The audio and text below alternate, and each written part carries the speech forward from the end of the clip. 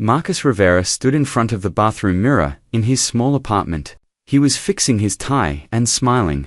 Today was important. He had a big concert at the Performing Arts Academy where he worked. Marcus was a choir director, and everyone loved his voice. When he sang, people stopped and listened. His deep, beautiful voice could fill any room with warmth. He looked at the photo on his dresser. It showed him and his wife Sarah on their wedding day. They were both smiling so big. Sarah was wearing a white dress, and Marcus had his arm around her. That was 10 years ago. They were so happy then. They were still happy now. Marcus went to the kitchen where Sarah was making breakfast. The smell of coffee and toast filled the air. She turned around and smiled at him. Her brown eyes were shining like they always did. "You look handsome," she said. She walked over and fixed his tie, even though it was already perfect. That was just something she liked to do. "Thank you," Marcus said. He kissed her forehead. "What would I do without you?" "You would probably starve," she laughed, "or wear mismatched socks every day." They ate breakfast together like they did every morning. They talked about small things. The weather. The concert tonight. What to have for dinner. Normal things. Happy things. Marcus had no idea that this would be their last breakfast together. After breakfast, Marcus drove to the academy. He taught voice lessons all morning. His students were young people who wanted to learn how to sing. Some were very good. Some were just starting. Marcus was patient with all of them. He showed them how to breathe correctly, how to stand, how to let the music come from deep inside. Music is not just about hitting the right notes, he told his students. It is about feeling. It is about truth. When you sing, you must give a piece of your heart. His students nodded. They respected Marcus. He was not just a teacher. He was someone who really cared about them and their dreams. At lunchtime, Marcus got a phone call. It was from the hospital. The nurse on the phone sounded worried. She said Sarah had collapsed at her work. They brought her to the emergency room. Marcus needed to come right away. Marcus felt his heart stop. He dropped everything and ran to his car. His hands were shaking so much, he could barely hold the steering wheel. The drive to the hospital felt like it took forever. Every red light made him want to scream. Every slow car in front of him made him angry. He kept thinking, "Please let her be okay. Please let her be okay." When he got to the hospital, a doctor met him in the waiting room. The doctor's face was serious. Too serious. Marcus felt his stomach drop before the doctor even spoke. "Mr. Rivera, I am very sorry," the doctor said. "Your wife had a brain aneurysm. We did everything we could, but we could not save her. She passed away 20 minutes ago." The words did not make sense. Marcus heard them, but they felt like they were in another language. Sarah could not be dead. They just had breakfast together. They were just talking about dinner. She was going to come to his concert tonight. "No," Marcus said. "No, that is not possible. I want to see her." They took him to a room where Sarah was lying on a bed. She looked like she was sleeping. Her face was peaceful. But when Marcus held her hand, it was already getting cold. That was when the truth hit him like a wall. Sarah was gone. His wife, his best friend, his everything was gone. Marcus sat there holding her hand for a long time. Nurses came and went. They said words, but he did not hear them. The world had stopped making sense. How could the sun still be shining outside? How could people in the hallway still be talking and walking around? Did they not know that his whole world just ended? The next days were a blur. There was a funeral. People came and said they were sorry. They brought food that Marcus could not eat. They told him that time would heal the pain. But Marcus did not want time. He wanted Sarah back. He tried to go back to work after 2 weeks, but he could not focus. When his students sang, he heard Sarah's voice. When he walked through the halls, he remembered all the times she came to watch his concerts. Everything reminded him of her. The pain was too big. It filled up his whole chest and made it hard to breathe. Marcus started missing work. Some days he could not get out of bed. Some days he would start driving to the academy and then turn around and go back home. His boss called him. His boss was kind at first. He said Marcus could take more time. But weeks turned into months. The academy needed a choir director who could actually be there. Then the hospital bills started coming. Sarah's emergency room visit. The ambulance. The attempts to save her life. Even though she had insurance, there were still so many bills. Thousands and thousands of dollars. Marcus looked at the numbers and felt sick. How was he supposed to pay all of this? He used their savings first. Then he borrowed money from his brother. Then he started using credit cards. The bills kept coming, and Marcus kept falling further behind. His boss at the academy called again. This time the voice was not as kind. "Marcus, we love you. You are a great teacher, but we cannot keep paying you when you are not showing up. We have to let you go. I am so sorry." Marcus understood. He did not even feel angry. He just felt empty. Without his job, he could not pay rent. He tried to find another job, but who wanted to hire someone who could barely function? He went to interviews, but people could see the sadness in his eyes. They could hear it in his voice. Marcus was broken, and everyone could tell. 6 months after Sarah died, Marcus got an eviction notice. He had to leave his apartment. He packed his things into a backpack, clothes, a photo of Sarah, his old music books. That was all he could carry. At first, Marcus stayed with friends, but he could not stay long anywhere. He felt like a burden. He saw the way his friends looked at him with pity, so he left before they could ask him to go. Then Marcus found himself on the streets. He slept in shelters when there was room. When shelters were full, he slept under bridges or in doorways. He stood in line for free meals at churches. He wore the same clothes for days. The man who once taught others to find their voice had lost everything. His job, his home, his wife, and somewhere along the way, he lost himself to. He stopped singing. He stopped caring. He became invisible, just another homeless person that people walked past without seeing. Winter was coming, and Marcus did not know how he would survive it. But somewhere deep inside, buried under all the pain and loss, his voice was still there, waiting. It would take a miracle to bring it back, or maybe just one moment of desperate courage. Marcus woke up under the highway bridge. It was early December, and the cold went right through his thin jacket. He could see his breath in the air like little clouds. His whole body hurt. Sleeping on concrete did that to a person. He sat up slowly and looked around. There were 3 other homeless people sleeping nearby. Marcus recognized them but did not know their names. On the streets, people came and went. Some you saw every day. Some disappeared and never came back. Nobody asked questions. Marcus reached into his backpack and checked his things. The photo of Sarah was still there, protected in a plastic bag. His music books were there too, though he had not looked at them in months. What was the point? He rubbed his stomach. It hurt from being empty. He had not eaten since the day before yesterday. The shelter gave out breakfast, but only if you got there early enough. Marcus had missed it. He stood up and started walking. His legs felt weak. The city was waking up around him. People in nice coats rushed to their jobs. They held coffee cups and talked on phones. They looked right through Marcus like he was invisible. He was used to it now. Marcus walked through the downtown area. This was where all the fancy restaurants were, places where rich people ate food that cost more than Marcus used to spend on groceries for a whole week. He was not planning to beg for money. He never did that. It felt like too much. Like he was giving up the last piece of his dignity. But today was different. Today he was so hungry that his hands were shaking. His head felt light, like it might float away. He knew he needed to eat something soon, or he would collapse. That was when he smelled it. The most beautiful smell in the world. Garlic bread. Roasted chicken. Tomato sauce. Fresh herbs. The smell was coming from a restaurant called Romano's. It was an Italian place with white tablecloths and candles. Through the big windows, Marcus could see people eating. They were laughing and talking. They looked warm and happy.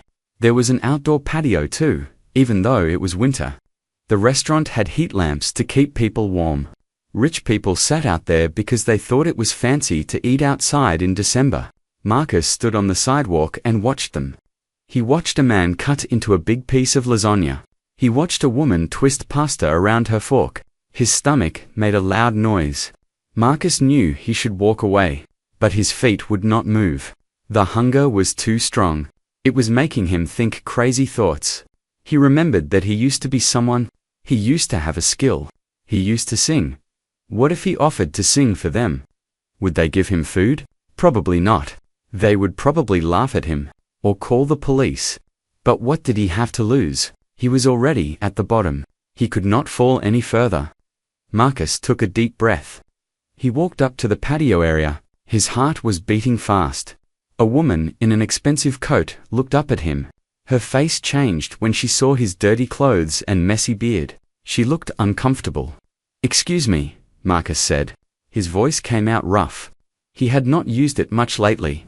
"I am sorry to bother you, but could I sing for you? Just for a warm meal. I am very hungry." The woman stared at him. Then she laughed. It was a nervous laugh, but it was still a laugh. Other people at nearby tables turned to look. A man in a suit smirked. "Sing," the man said. "You are a singer." "I was," Marcus said quietly. "I mean, I am. I used to teach music." More laughter. A woman whispered something to her friend, and they both giggled. Marcus felt his face get hot. This was a mistake. He should leave. "Sorry, buddy, we are trying to eat here," another man said. He did not sound mean, just annoyed, like Marcus was a fly that needed to be shooed away. Marcus saw a manager walking toward him from inside the restaurant. The manager was a big man with a thick mustache. He wore all black and looked angry.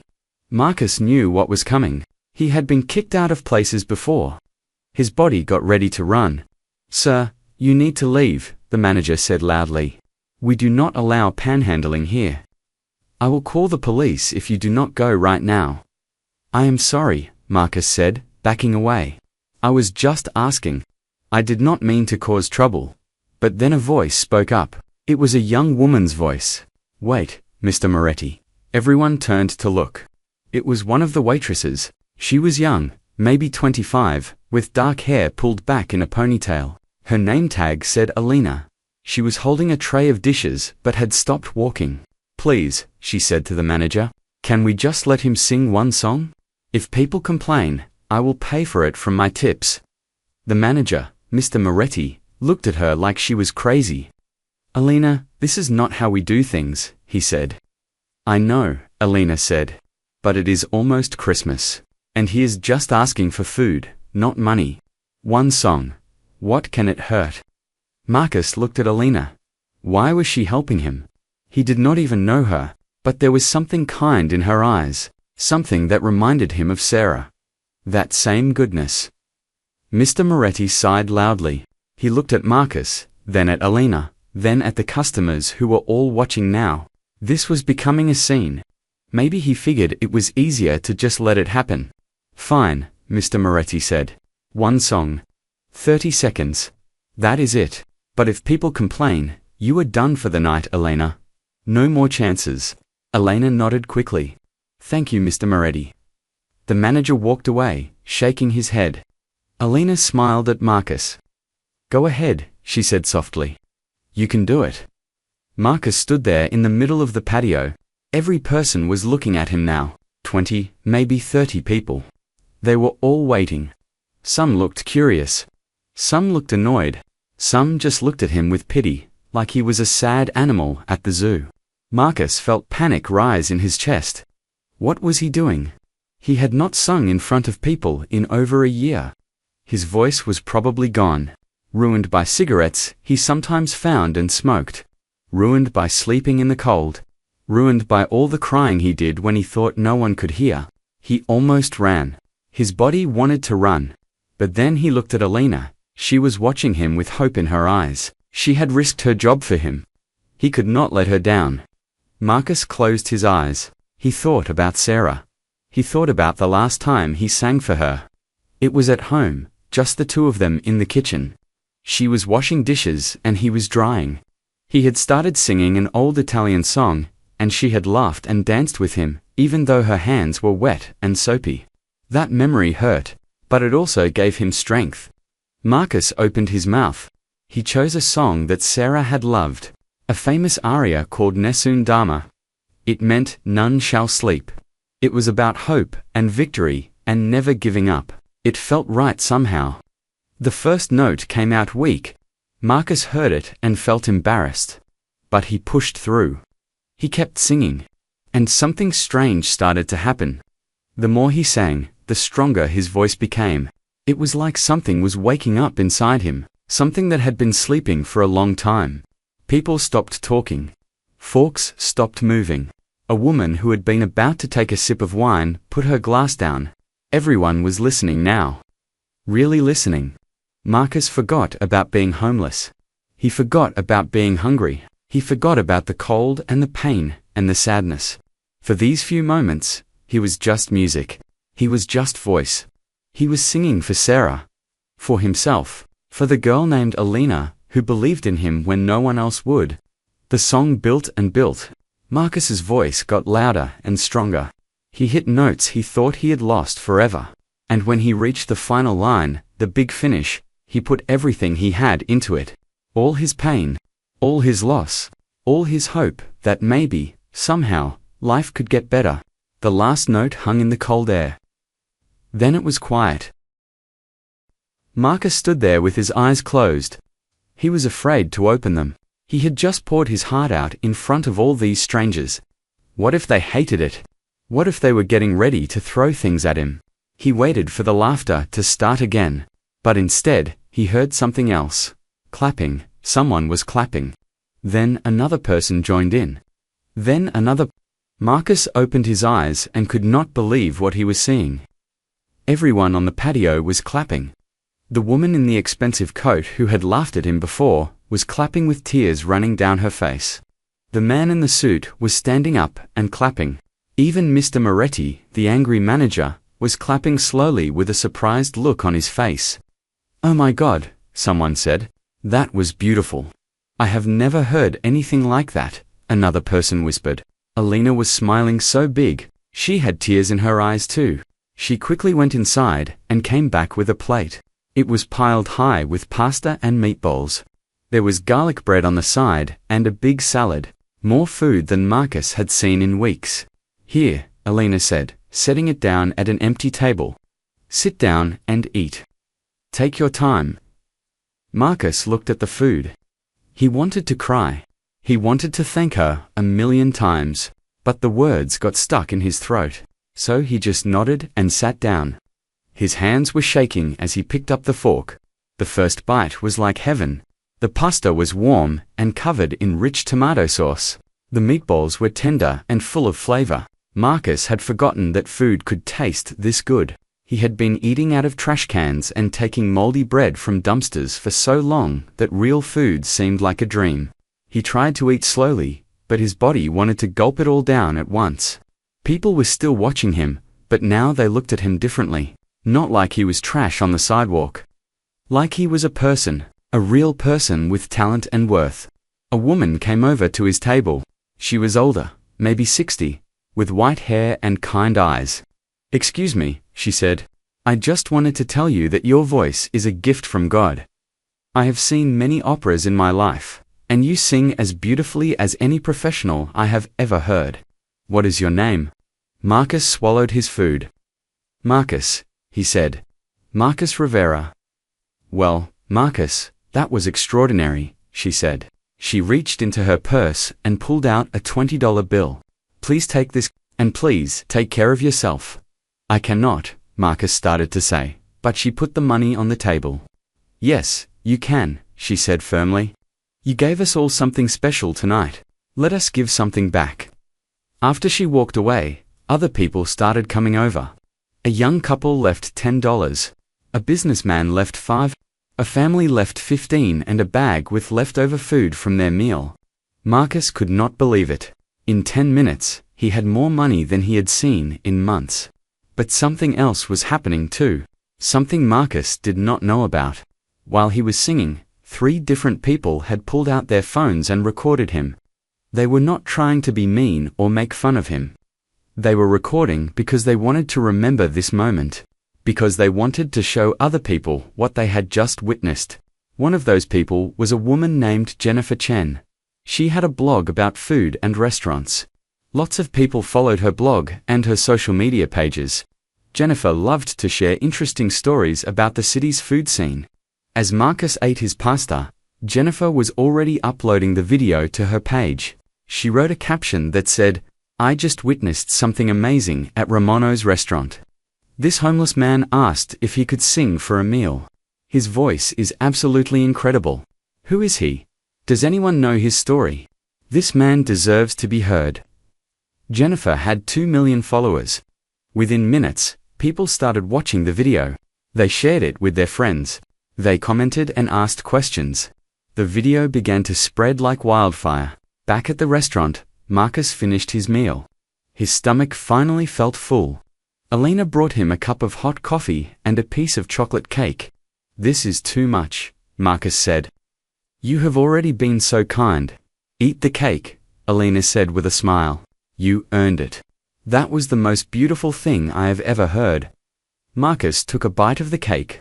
It was rich and sweet. He closed his eyes and savored it. "Can I ask you something?" Alina said, sitting down across from him for a moment. "How did you learn to sing like that?" Marcus was quiet for a second. "I used to teach music," he said, "at a performing arts academy. I was a choir director for 15 years. What happened?" Alina asked gently. Marcus looked down at his coffee. "My wife died. She had a brain aneurysm. One day she was fine, and the next day she was gone. I could not handle it. I lost my job. Then I lost my apartment. Then I lost everything else." "I am so sorry," Alina said. She reached across the table and squeezed his hand. "My father went through something similar. He lost his business and fell into a deep depression. It was very hard for our family. That is why I spoke up tonight. I saw something in your eyes that reminded me of him." "Is your father okay now?" Marcus asked. "Yes," Alina said. "It took time, but he got help. He is doing much better now. He owns a small shop and is happy again." "I am glad," Marcus said. He meant it. Alina had to get back to work. More customers were arriving for dinner, but before she left, she gave Marcus her phone number written on a napkin. "If you ever need anything, call me," she said. "A hot meal, someone to talk to, anything." "Okay," Marcus nodded. He folded the napkin carefully and put it in his pocket. It had been so long since someone had been kind to him like this. Since someone had treated him like he mattered. Mr. Moretti came over as Marcus was getting ready to leave. "That was something special," the manager said. His voice was gruff, but not unkind. "I will be honest, I did not think you could actually sing. I thought you were just another guy trying to get free food. But you have real talent." "Thank you," Marcus said. "If you ever want to come back and sing again, talk to me first," Mr. Moretti said. "Maybe we can work something out. A meal in exchange for entertainment. It would be good for business." Marcus did not know what to say. The idea that he could sing again, that people would want to hear him, seemed impossible, but maybe it was not impossible. Maybe tonight had opened a door he thought was closed forever. Marcus left the restaurant with his stomach full and his pockets heavy with money. He also had a bag of leftover food that would last him a couple of days. But the most important thing he carried was something else. It was a feeling he had not felt in a very long time. Hope. As he walked down the cold street, Marcus started to hum. Then he started to sing quietly. An old song his mother used to sing to him when he was a child. His breath made clouds in the cold air, and his voice echoed off the buildings. He did not know that across the city, thousands of people were watching him sing on their phones. He did not know that his video was being shared and liked and commented on. He did not know that TV news stations were already starting to take notice. He did not know that his life was about to change completely. All Marcus knew was that for the first time since Sarah died, he felt like maybe, just maybe, he could survive this. Maybe there was a reason to keep going. Maybe his voice was not gone after all. It was just waiting for the right moment to come back. Marcus found a quiet spot under an overpass where he sometimes slept. It was not warm, but it was dry and out of the wind. He wrapped himself in the extra jacket someone had given him at the restaurant. He looked at the photo of Sarah in his backpack. I sang tonight, he whispered to her picture. I sang for the first time since you left, and people listened. They really listened.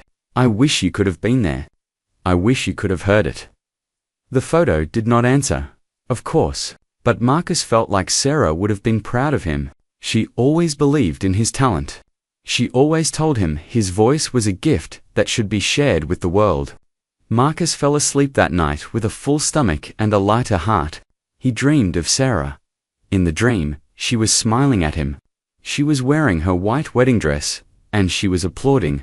When he woke up the next morning, his face was wet with tears, but they were not only sad tears, some of them were happy tears too. Marcus did not know it yet, but his world was about to explode in ways he could never imagine. The video from last night was still spreading. More and more people were watching it. They were searching for him. They wanted to know his story. They wanted to help. Sometimes miracles come when you least expect them. Sometimes they start with just one person believing in you. For Marcus, that person was Elena, and his miracle was just beginning. Marcus woke up the next morning under the overpass. The sun was coming up, painting the sky pink and orange. He felt different today. His body still hurt from sleeping on concrete, and he was still homeless, but something inside him had changed. Last night, he had remembered who he used to be. He had remembered that he was more than just a man living on the streets. He walked to a public bathroom in a park and washed his face with cold water. He looked at himself in the dirty mirror. His beard was messy, and his hair was too long. His clothes were dirty and old. But his eyes looked different. They had a small spark in them that had not been there before. Marcus spent the day walking around the city. He used some of the money from last night to buy a cheap sandwich and a bottle of water. He wanted to save the rest for something important, though he was not sure what yet. As he walked, he passed by Romano's restaurant. He stopped and looked at it. Last night felt like a dream. Had it really happened? He decided not to go in. He did not want to bother them. Elena had been so kind, and he did not want to seem like he was asking for more, so he kept walking. What Marcus did not know was that inside Romano's, everything was crazy. Mr. Moretti's phone had been ringing all morning. The restaurant's social media pages were flooded with comments and messages. People were calling to make reservations and asking if the singing homeless man would be there. Some people were even showing up without reservations, hoping to see Marcus. I do not understand what is happening, Mr. Moretti said to Elena. Why are so many people calling about that man from last night? Elena pulled out her phone and showed him. Look, Mr. Moretti, someone recorded him singing and posted it online. The video has millions of views now. Everyone is talking about it. Mr. Moretti watched the video on Elena's phone. Even though he had been there in person, watching it again gave him chills. Marcus's voice was so powerful, so full of emotion. It reached right into your chest and grabbed your heart. We need to find him, Mr. Moretti said.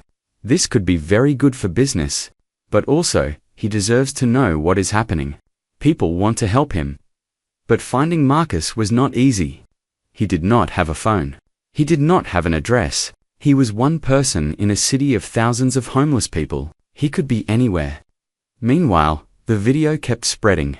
It jumped from social media to the news. A local TV station picked up the story. They showed the video during the evening news, with the headline, Homeless Man's Incredible Voice Goes Viral. The news reporter asked, who is this man? And how did someone with such talent end up living on the streets? People all over the city started talking about Marcus. Some were moved by his story and wanted to help. Others were curious about who he was and what had happened to him. The video was being shared not just in the city, but across the country. People in other states were watching it. Even some people in other countries were seeing it. Marcus knew none of this. He spent that evening at a shelter. He got there early enough to get a bed for the night. After eating the dinner the shelter provided, which was just thin soup and bread, he went to his assigned bed. The shelter was crowded and noisy. People were coughing and talking. Babies were crying. But Marcus had learned to sleep through anything. The next day, Marcus walked back toward the downtown area. He was not planning to go to Romano's, but his feet seemed to take him that direction anyway. When he got close to the restaurant, he saw something strange. There were more people than usual walking around outside. Some of them had cameras. Marcus felt uncomfortable. He turned to walk away, but someone spotted him. "That is him," a woman shouted. "That is the man from the video." Suddenly, people were rushing toward him. Marcus panicked. He did not understand what was happening. Were they angry at him? Was he in trouble? He started to back away, but they surrounded him. "Sir, can we ask you some questions?" A man with a video camera said. He had a microphone in his hand. "Please, can you sing for us?" Another person asked. "What is your name?" Someone else called out. Marcus felt overwhelmed. There were too many people, too many voices. He looked around for a way to escape, and that was when he saw Alina pushing through the crowd. "Everyone, please back up," Alina said loudly. "You are scaring him. Give him some space." The crowd stepped back a little. Alina reached Marcus and took his arm gently. "Come inside," she said.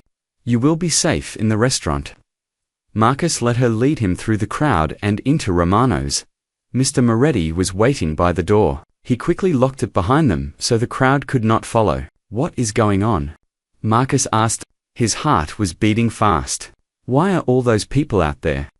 "You do not know," Alina said. She pulled out her phone again. "Marcus, you are famous. The video of you singing has been seen by millions of people. Everyone is looking for you." She showed him the video. Marcus watched himself sing on the small screen. He listened to his own voice coming out of the phone's tiny speaker. He read some of the comments below the video. "This man has the voice of an angel. I am crying. This is the most beautiful thing I have ever heard. Someone please find him and help him. He deserves so much better." His voice gave me chills. Who is he? Marcus felt dizzy. He sat down in a chair. "I do not understand. I just sang one song." "It was not just any song," Mr. Moretti said. "It was special. People could hear the truth in your voice. They could feel your pain and your strength. That is rare. That is powerful." A news van pulled up outside the restaurant. More people were gathering. Word had spread fast that Marcus was inside Romano's. "We need to make a plan," Elena said. "You cannot just go back out there without being ready.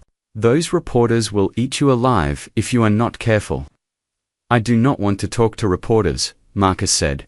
"I just want to be left alone." "I understand," Elena said. "But Marcus, this could be your chance. A chance to get off the streets. A chance to sing again for real. Do not you want that?" Marcus thought about it. Did he want that? A part of him did. The part that remembered who he used to be. The part that missed teaching music and performing. The part that loved to sing. But another part of him was scared. Scared of hoping again. Scared of trying and failing. Scared of letting people see how broken he really was. "I do not know if I can do this," Marcus said quietly. Mr. Moretti sat down across from him. "Let me tell you something," the manager said. "I came to this country with nothing. I worked in kitchens, washing dishes. I slept in a room with 6 other men. Everyone said I would never own my own restaurant. But I did not give up. I worked hard, and I took chances when they came." "This is your chance, Marcus. Do not let fear stop you," Elena nodded. "You do not have to decide everything right now, but at least talk to one reporter. Tell your story. Let people know who you are. Then you can decide what comes next." Marcus looked out the window at the crowd. He saw the cameras and the curious faces. He thought about Sarah and what she would say if she were here. She would tell him to be brave. She would tell him that his voice was meant to be shared. She always believed in him, even when he did not believe in himself. "Okay," Marcus said finally. "I will talk to one reporter." "Just one," Elena smiled. "Good. I will help you choose which one. We will pick someone who seems kind and fair." They looked out the window at the different reporters. Elena pointed to a woman with gray hair and a gentle face. "That is Linda Martinez. She works for Channel 7 News. I have seen her reports before. She is respectful and honest. I think she would tell your story the right way." Mr. Moretti went outside and spoke to the crowd. He said Marcus would give one interview to Linda Martinez, and then everyone else needed to leave the restaurant alone. Some reporters complained, but most of them agreed. Linda came inside with just one camera person. She shook Marcus's hand and introduced herself. "Thank you for talking to me," Linda said. "I promise to be respectful. I just want to hear your story and let people know who you are. Is that okay?" "Yes," Marcus said. "That is okay." They sat down at a table. The camera person set up the equipment. Marcus felt nervous. He had not been on camera in years, but Linda had a kind way about her that made him feel a little better. "Whenever you are ready," Linda said. The camera person gave a signal, and the interview began. Linda Martinez began the interview with a soft smile. The camera was rolling, and Marcus sat across from her, trying not to look as nervous as he felt. "Marcus, thank you for agreeing to speak with us," Linda said. "The whole city has been talking about you since that video went viral. Can you tell us your full name and a little about yourself?" "My name is Marcus Rivera," he said. His voice was quiet at first. "I am 52 years old. I used to be a choir director at the Jefferson Performing Arts Academy." "Used to be?" Linda asked gently. "What happened?" Marcus took a deep breath. This was the hard part. Talking about Sarah. Talking about how his life fell apart. He looked down at his hands. "My wife, Sarah, died suddenly 2 years ago," he said. "She had a brain aneurysm. One morning we were having breakfast together, and by that afternoon, she was gone. I could not handle it. I fell into a very deep depression. I stopped going to work. I lost my job. Then the medical bills came, and I could not pay them. I lost our apartment. Eventually, I lost everything." Linda listened with compassion in her eyes. "That must have been incredibly difficult. I am so sorry for your loss." "Thank you," Marcus said. He could feel tears starting to form, but he tried to hold them back. "Tell me about the other night at Romano's restaurant," Linda said. "What made you decide to ask if you could sing for a meal?" "I had not eaten in 2 days," Marcus said honestly. "I was so hungry I could barely stand. I walked past the restaurant and smelled the food. I saw people eating and laughing. Something inside me just broke. I remembered that I used to have a talent. So I asked if I could sing in exchange for food. I expected them to laugh at me. Most of them did at first. But you sang anyway," Linda said. "Yes. There was a waitress named Alina. She convinced the manager to give me a chance. Just one song, so I sang. I chose an aria called Nessun Dorma. It was one of my wife's favorite songs. And your voice is extraordinary," Linda said. "Where did you learn to sing like that?" Marcus felt a small smile come to his face for the first time. "My mother taught me when I was young. She sang in church. Then I got a scholarship to study music in college. I spent my whole life singing and teaching others to sing. It was everything to me. Until I lost Sarah. Then I stopped singing completely. The other night was the first time I had sung in over a year." The interview continued for another 15 minutes. Marcus told Linda about his life before, about his students, about how much he loved teaching. He talked about living on the streets and how hard it was. How invisible you become. How people look right through you like you are not even human. When the interview ended, Linda stood up and shook his hand again. "You are very brave to share your story," she said. "I think a lot of people are going to want to help you." "I do not need charity," Marcus said quickly. "I just want a chance to work again. To use my voice for something good." "I understand," Linda said. "And I think that chance might be coming sooner than you think." After Linda left, Mr. Moretti offered to let Marcus stay in a small storage room above the restaurant for a few nights. It had a cot and a heater. It was not much, but it was warm and dry. Marcus accepted gratefully. That evening, Linda's interview aired on the Channel 7 News. People across the city stopped what they were doing to watch. They heard Marcus tell his story. They saw the pain in his eyes when he talked about Sarah. They heard him describe what it was like to be homeless and invisible. But more than anything, they were moved by his dignity. Marcus did not beg or complain. He did not blame anyone. He simply told the truth about what had happened to him. The phone calls started immediately. The news station received hundreds of messages. People wanted to know how they could help Marcus. Some offered money.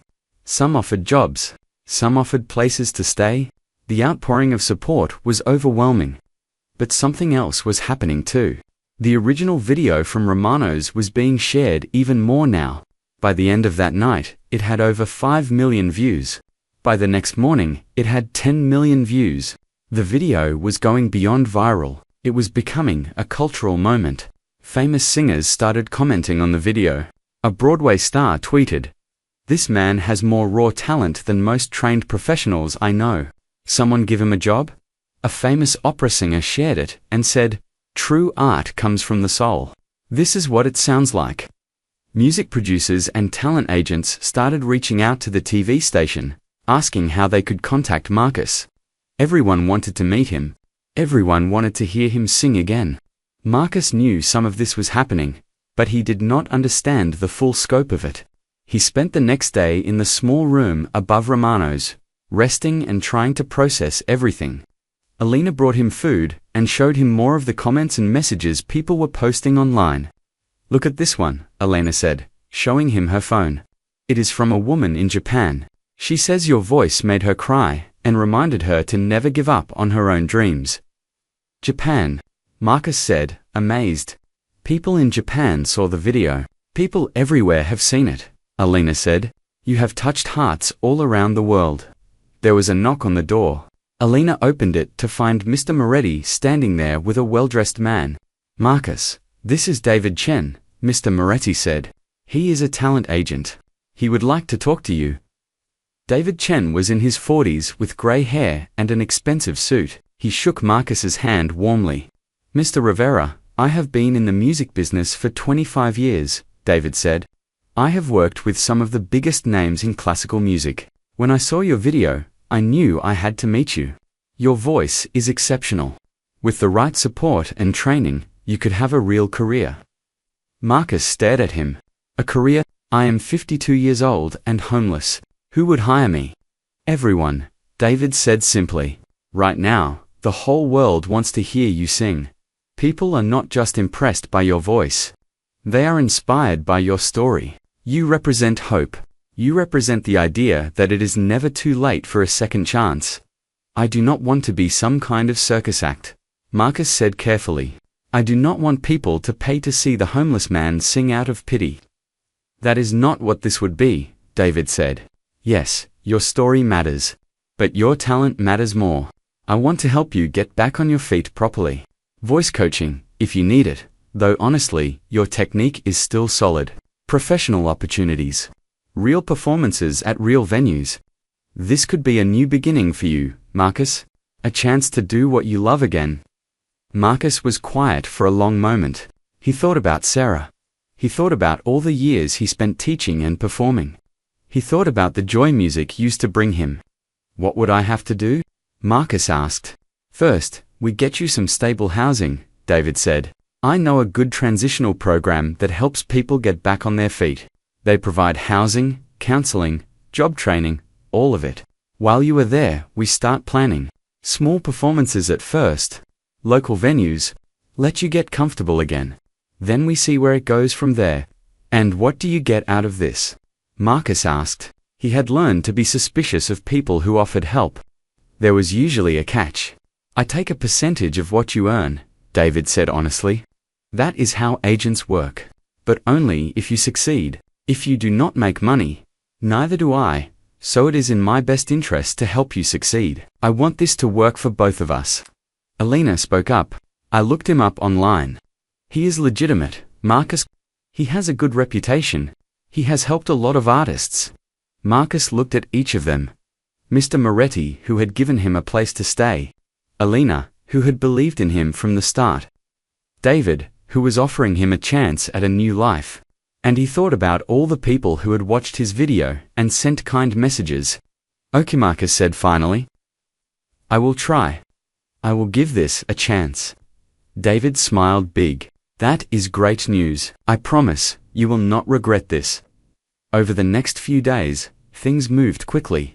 David helped Marcus get into a transitional housing program. It was a small apartment, nothing fancy, but it was clean and safe. Marcus had his own room, his own bed, his own key. He cried the first night he slept there, overwhelmed by the simple comfort of a real bed and 4 walls. The program also connected him with a counselor who specialized in grief and trauma. Marcus started going to therapy twice a week. It was hard to talk about Sarah and everything he had lost, but it also helped. Slowly, Marcus started to heal.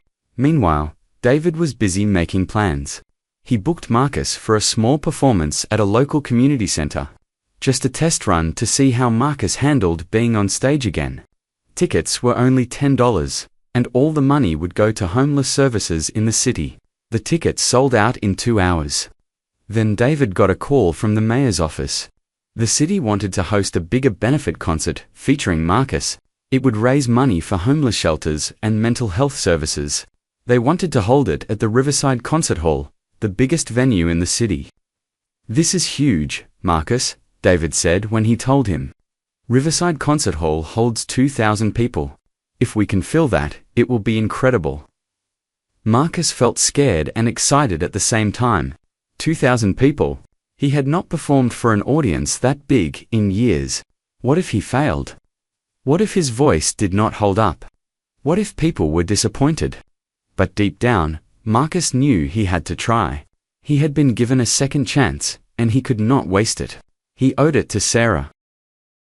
He owed it to Alina and Mr. Moretti and David.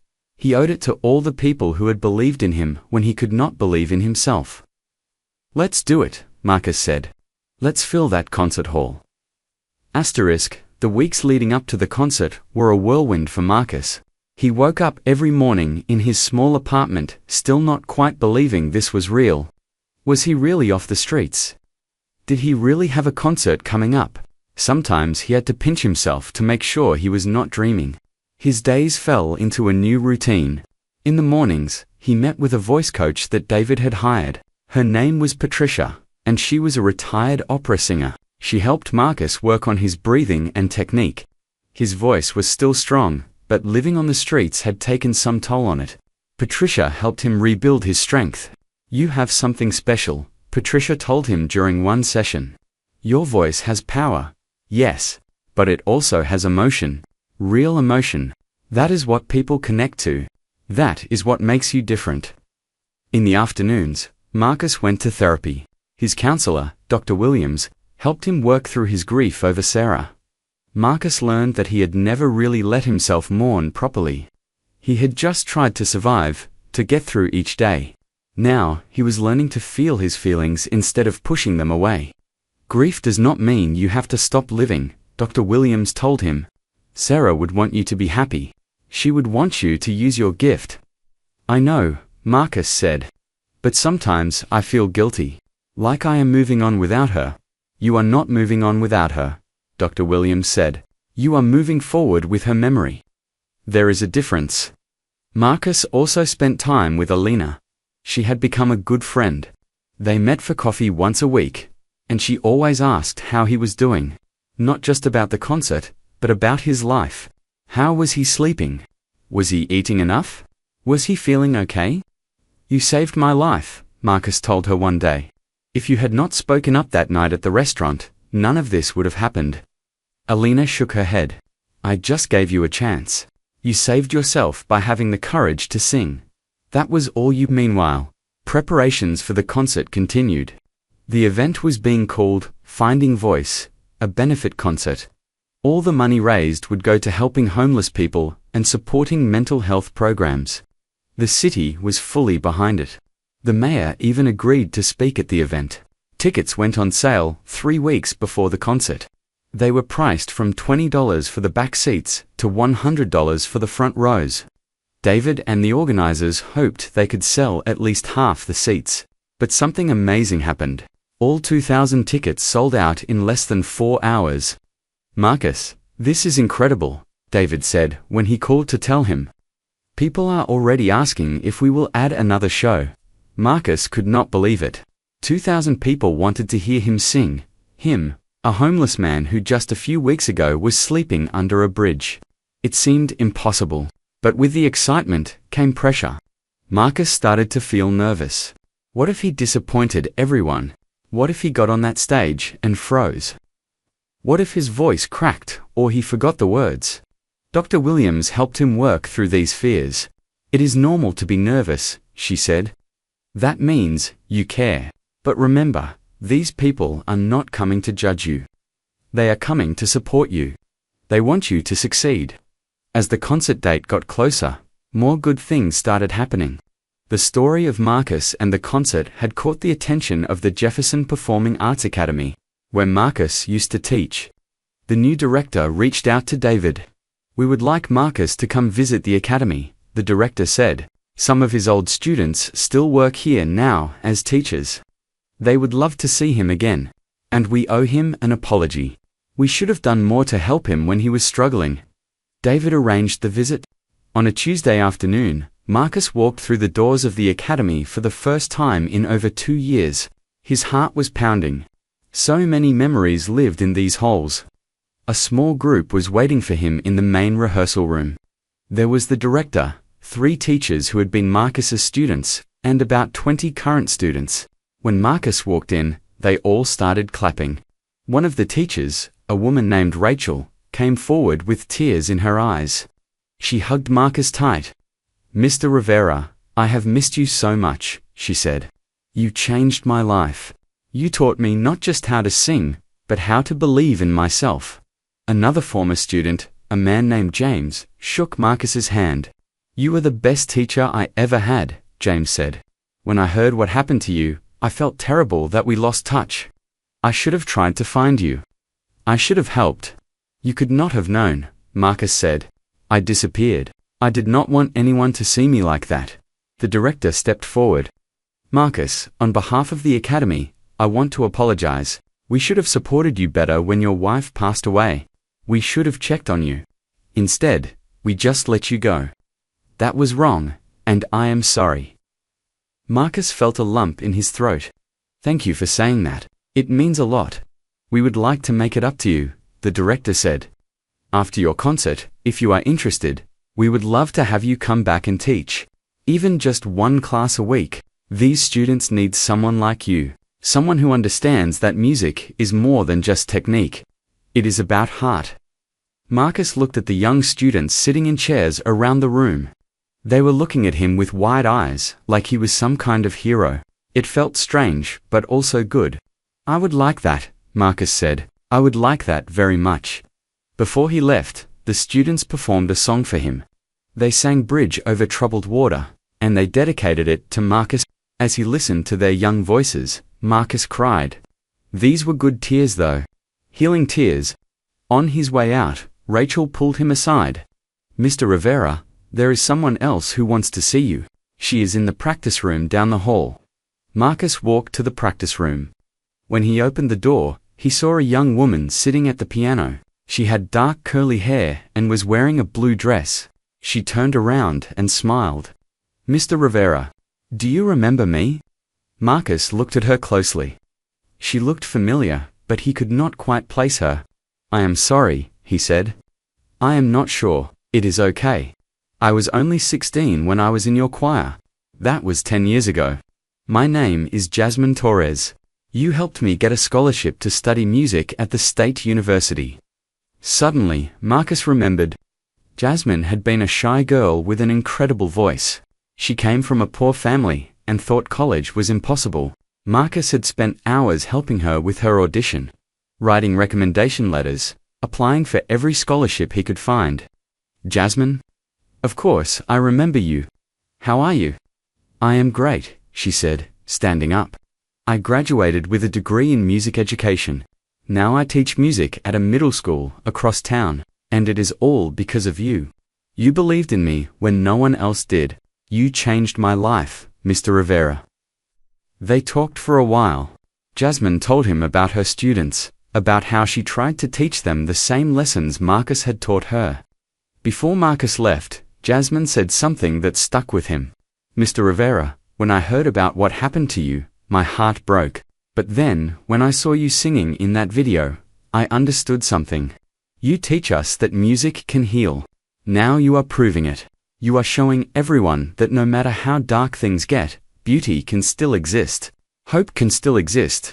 Thank you for teaching us that lesson." Marcus left the academy feeling lighter than he had in years. He realized that even during his darkest time, the work he had done in the past still mattered. The students he had taught were out in the world now, making music, teaching others, spreading the joy he had given them. That evening, Marcus sat in his apartment with his guitar. He had not played guitar in years, but David had bought him a cheap one at a pawn shop. Marcus strummed it gently and started writing a song. It was a song about loss and pain, but also about hope and second chances. He called it Sarah's Song. He would perform it at the concert.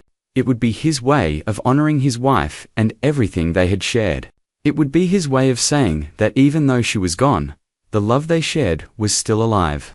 It lived in every note he sang. It lived in every breath he took. The concert was now just 1 week away. Marcus felt ready. Not because he was perfect, or because all his problems were solved. He felt ready because he had learned something important. He had learned that he was stronger than he thought. He had survived the worst thing that could happen to a person, and he was still here. He was still singing, and sometimes, that is all you need. The courage to keep singing, even when the world has gone quiet around you. The day of the concert arrived. Marcus woke up early, before the sun came up. He could not sleep. His stomach was full of butterflies. In just a few hours, he would stand on the stage at Riverside Concert Hall in front of 2,000 people. He got out of bed and made himself coffee. His hands were shaking a little as he poured the water. He sat by the window and watched the sun rise over the city. The sky turned from dark blue to pink to orange. It was beautiful. Sarah would have loved it. "I wish you could be here," Marcus whispered. "I wish you could see this." His phone buzzed. It was a text from Alina. "Good luck today. You are going to be amazing. I will be in the front row cheering for you." Then another text came from David. "Big day, my friend. Remember to breathe and just be yourself. That is all anyone wants to see." More messages came throughout the morning.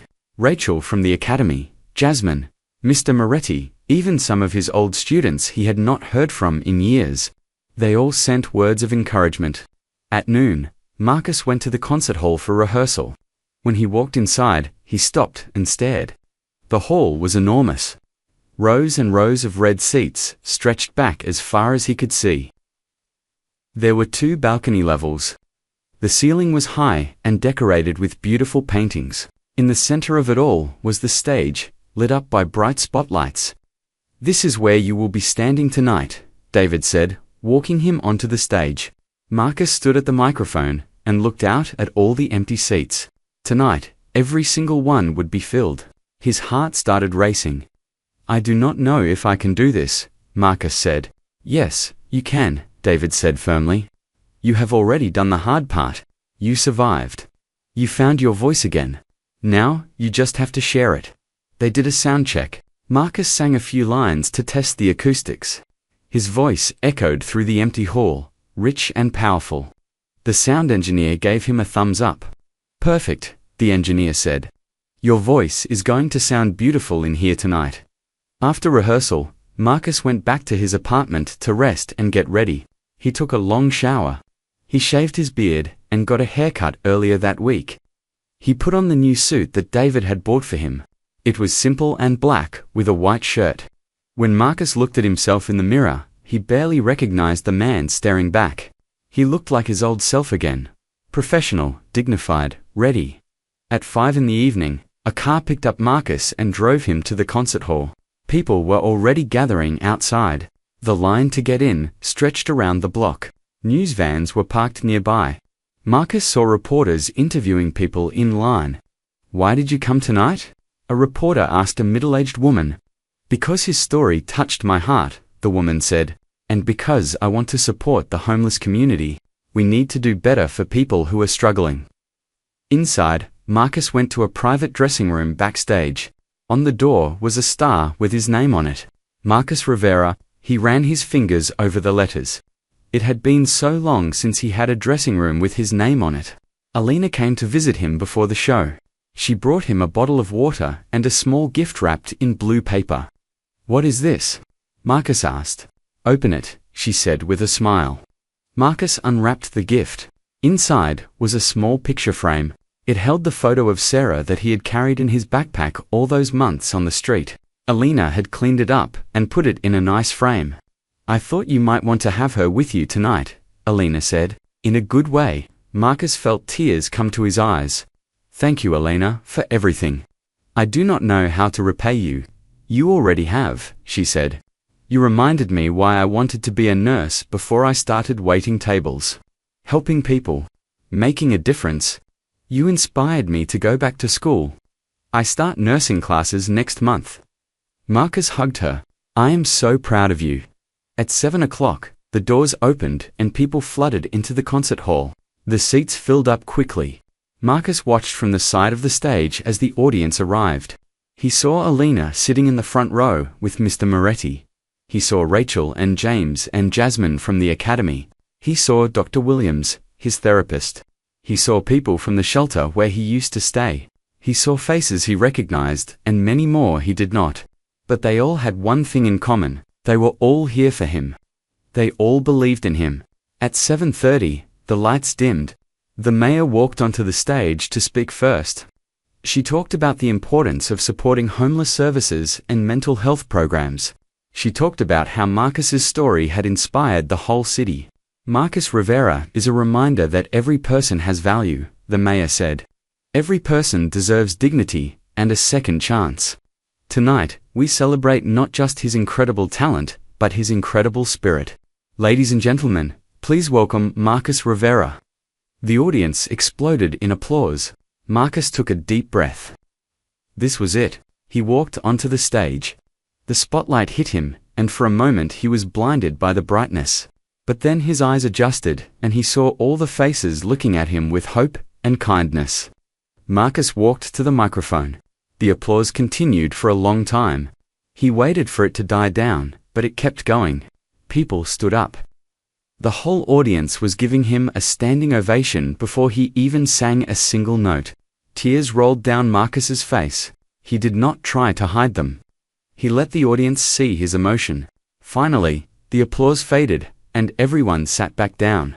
The hall became quiet. "Thank you," Marcus said, his voice echoing through the space. "Thank you for being here tonight. 2 months ago, I was sleeping under a bridge. I was hungry and cold and alone. I thought my life was over. I thought I would die on those streets." He paused and wiped his eyes. But something happened. A kind waitress gave me a chance. A restaurant manager let me sing for a meal. And that one moment changed everything. It reminded me that I still had something to give. It reminded me that I still had a voice. The audience was completely silent, hanging on his every word. "Tonight, I want to sing for all of you. But I also want to sing for every person out there who feels invisible. Every person who feels forgotten. Every person who has lost hope. Your life is not over. Your story is not finished. There is always a chance for something better, always." Marcus nodded to the piano player, a young man from the academy. The music began. It was a classical piece, one that Marcus had loved for years. He began to sing. His voice filled the hall like a wave of pure emotion. Every note was perfect. Every word was clear. But more than that, every sound carried the weight of his journey. You could hear the pain he had suffered. You could hear the love he had lost. You could hear the hope he had found. The audience sat mesmerized. Some people cried openly. Some closed their eyes and let the music wash over them. Some held hands with the person next to them. No one moved. No one spoke.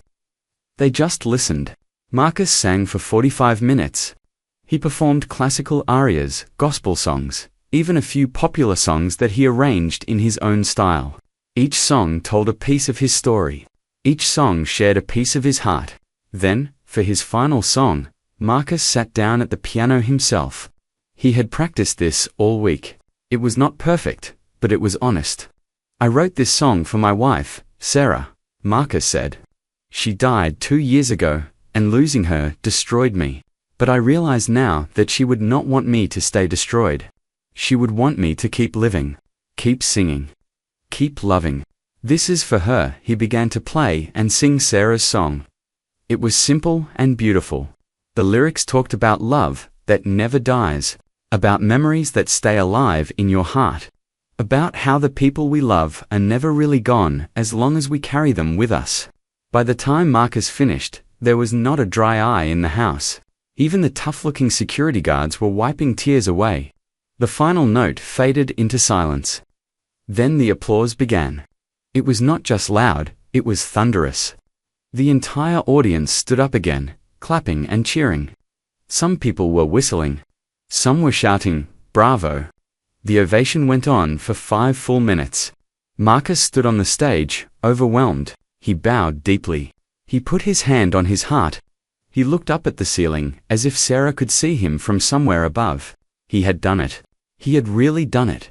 After the concert, there was a reception in the lobby. Hundreds of people wanted to meet Marcus, to shake his hand, to tell him how much his performance meant to them. Marcus tried to talk to as many people as he could. A young man approached him. He looked nervous. "Mr. Rivera, I just want to thank you. I have been homeless for 6 months. I came tonight because a shelter gave me a free ticket. Hearing you sing, hearing your story, it gave me hope that maybe I can turn things around too." Marcus shook his hand warmly. "You can," he said. "I promise you, you can. Do not give up." An older woman came up with her grandson. "This is Tyler," she said. "He wants to be a singer when he grows up. Can you give him any advice?" Marcus knelt down to the boy's level. "Always sing from your heart," he told Tyler. "And remember that your voice is a gift. Use it to make the world more beautiful." The reception lasted for 2 hours. By the time it ended, Marcus was exhausted but happy. David came up to him with a huge smile. "Marcus, I just got off the phone with 3 different venues. They all want to book you for performances. And I got a call from a recording studio. They want to produce an album with you. This is just the beginning." Marcus shook his head in wonder. "I cannot believe this is real." "Believe it," David said. "You earned this." Later that night, Marcus sat alone in his dressing room. The concert hall was empty now. Everyone had gone home. He looked at the framed photo of Sarah that Alina had given him. "I did it, Sarah," he said softly. "I found my way back. I am going to be okay." And for the first time since she died, Marcus truly believed that. He was going to be okay, not because his problems were gone or because his life was perfect, but because he had learned something important. He had learned that even when you fall to the very bottom, you can still climb back up. Even when you lose everything, you can still find something worth living for. Marcus's journey had taken him from a concert hall to the streets and back to a concert hall again. But it was more than just a physical journey. It was a journey of the heart, a journey from despair to hope, from silence to song, from death to new life. The next morning, the newspapers were full of stories about the concert. Marcus Rivera's triumphant return. One headline read, "A voice that healed a city," said another. The concert had raised over $100,000 for homeless services and mental health programs. But for Marcus, the best part was not the headlines or the money, or even the promise of future performances. The best part was knowing that he had inspired people, that he had given hope to others who were struggling, that his story mattered. Marcus started teaching at the academy again, just 1 class a week. He performed at small venues around the city. He worked with homeless shelters, singing for people who needed to hear that change was possible. He continued his therapy and worked on healing from his grief. Life was not perfect. Marcus still had hard days. Days when he missed Sarah so much, it hurt to breathe. Days when he remembered being on the streets and felt scared it could happen again. But he had learned to live with the pain, instead of running from it. And every day, Marcus sang. He sang in his apartment while making coffee. He sang in the shower. He sang while walking down the street. Because singing reminded him that he was alive, that he had survived, that he had a voice worth sharing with the world. Sometimes people recognized him on the street. They would stop and thank him for his music, for his courage, for his story. And Marcus always took the time to talk to them, to shake their hands, to remind them that every person has worth. Because that was what he had learned from his journey. That no matter how far you fall, no matter how lost you become, you are never truly forgotten. Somewhere, someone believes in you. Somewhere, someone is waiting to hear your voice. You just have to be brave enough to sing,